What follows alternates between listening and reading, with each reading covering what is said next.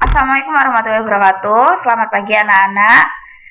Saya di sini akan menjelaskan mengenai teks berita, yaitu materi pertama di kelas 8. Nah, ini adalah kompetensi dasar mengenai pengetahuan 3.1, yaitu mengidentifikasi unsur-unsur teks berita dalam kurung membanggakan dan memotivasi yang didengar dan dibaca. Nah, selanjutnya ini yaitu tujuan dari pembelajaran ini adalah setelah mengikuti proses pembelajaran, kalian sebagai peserta didik diharapkan dapat mengidentifikasi unsur-unsur teks berita, menjelaskan langkah-langkah menentukan pokok atau unsur berita, dan yang terakhir merumuskan ringkasan atau kesimpulan dari unsur-unsur teks berita yang dibaca. Nah, kata berita setelah saya mencari di KBBI secara daring dapat ditemukan artinya berita berupa cerita atau keterangan mengenai kejadian atau peristiwa yang sedang hangat.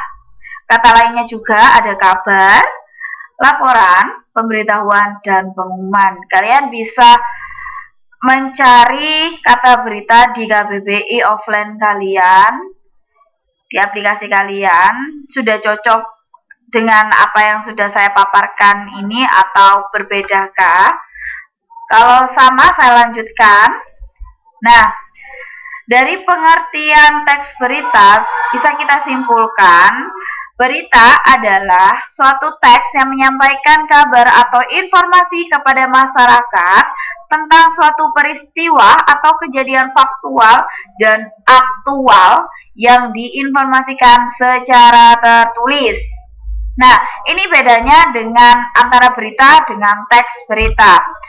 Yang kita pelajari adalah teksnya, teks berita. Jadi, yang ada di berita itu diinformasikan secara tertulis. Kemudian, teks berita dengan kata lain berisi tentang segala kejadian atau peristiwa yang baru saja terjadi dan sedang hangat dibicarakan oleh masyarakat. Nah, ini ada 4 cara penyiaran berita. Yang pertama yaitu melalui televisi, radio, internet, dan media cetak. Media cetak bisa dibagi juga menjadi koran, majalah, dan lain sebagainya. Sehingga dapat kita ambil tujuan dari membaca berita adalah mendapatkan informasi dan menambah wawasan kita sehingga dapat berpikir kritis. Kenapa dibilang berpikir kritis?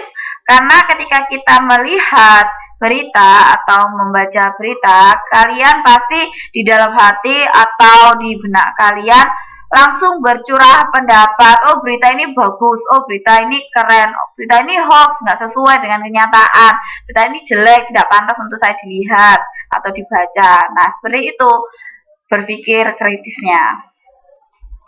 Selanjutnya, ada ciri-ciri teks berita. Ciri-cirinya ada 13, ingat saya. Ya, ini masih 6, saya bacakan. 1. Berisi objektif dan faktual. Artinya, memberitakan sesuatu yang benar terjadi, bukan opini atau gagasan penulis. Opini, kalian bisa catat, adalah pendapat. Jadi, bukan pendapat penulis ya, bukan opini. Kedua, aktual, yaitu peristiwa yang diberitakan masih segar atau baru terjadi, bukan peristiwa lampau. Nah, ini kenapa aktual ini bagian dari ciri-ciri teks berita. Kalau tidak aktual berarti beritanya itu basi. Nah, ketiga, ada bahasa yang disajikan, menarik dan dapat memikat minat pembaca. Nah, bagaimana seorang penulis itu bisa membuat daya tarik minat membaca untuk pembaca sehingga mau membacanya dengan kritis atau dengan enak, pokoknya bagaimana caranya. Nah, itu dari bahasa, pengelolaan bahasanya. Keempat, menyajikan peristiwa yang terjadi tetapi bukan sesuatu yang umum terjadi setiap hari. Misalkan ada berita COVID-19. Nah, berita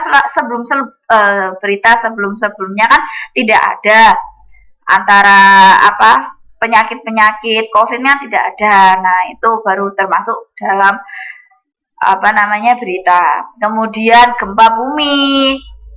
Kemudian ada pemilihan presiden, nah itu bisa masuk dalam teks berita atau berita.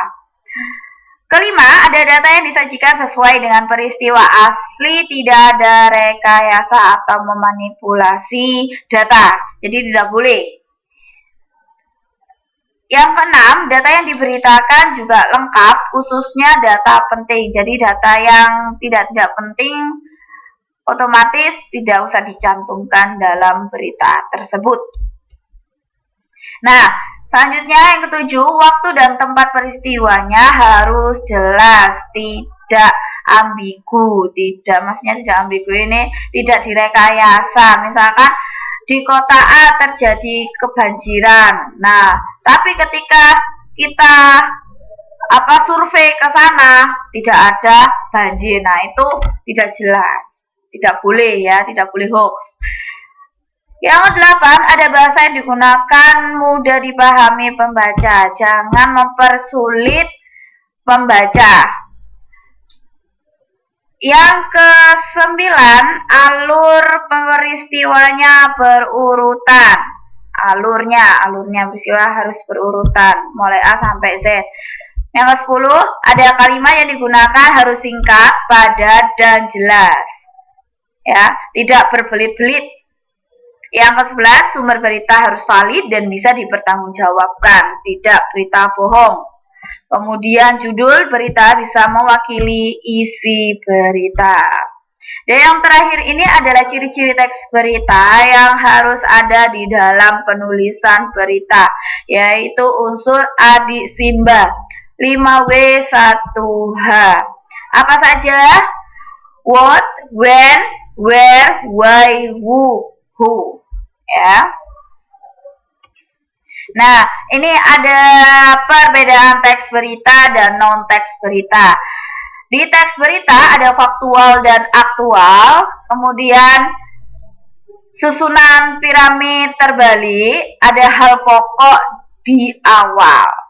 Kemudian bahasanya komunikatif dan tidak mencantumkan opini pribadi atau pendapat pribadi. Sedangkan non-teks berita ada faktual, kemudian dibuat oleh seorang yang ahli. Yang ketiga, secara induktif atau hal pokok di akhir ya, menjadi simpulan. Dan yang keempat adalah bahasa sesuai jenis teks. Yang terakhir, mencantumkan opini atau pendapat pribadi. Nah, ini yang sudah saya katakan tadi, piramid terbalik ya. Ini judul berita ada di atas, ini bisa berupa isinya. Ketika kita membaca banjir melanda Gresik, otomatis tubuh berita ini berisi tentang kejadian di Gresik atau banjir di Gresik. Setelah judul berita ada kepala berita, ini adalah pembukaannya. Ini isi tubuh berita, dan yang terakhir ada ekor. Sudah jelas anak-anak? Saya lanjutkan lagi. Nah, ini unsur teks berita yang sudah saya sebutkan tadi. Adisimba, A apa, di mana, K kapan, si siapa, M mengapa, B bagaimana. Jadi ada 1, 2, 3, 4, 5, 6 unsur ini wajib ada di berita. Ya, tidak boleh satu ini hilang. Misalkan di mana kejadiannya itu, nah ini tidak boleh hilang, ini wajib ada. Kemudian kenapa atau mengapa kok bisa seperti itu kejadiannya, nah ini tidak boleh juga hilang. Jadi semuanya ini satu rangkaian. Nah, ini adalah penyimpulan berita. Jadi kalian ketika menyimpulkan berita yang pertama, kalian harus membaca atau mendengarkan berita tersebut. Nah, yang kedua adalah menentukan unsur-unsur berita dari 5W1H atau adik Simba. Ketiga, ada membuat kesimpulan, maaf ya itu tipe, membuat kesimpulan berdasarkan unsur-unsur berita yang sudah ditemukan.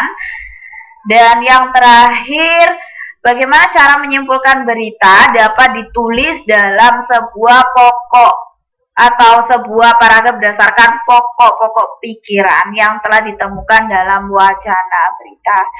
Jadi ketika kalian membuat simpulan berita atau membuat berita, kalian harus dapat melewati langkah-langkah ini, tidak asal-asalan ya. Dari sini mungkin ada yang ditanyakan, bisa kalian hubungi saya, WA ke saya kalau tidak tahu. Sekian dari saya, terima kasih. Wassalamualaikum warahmatullahi wabarakatuh.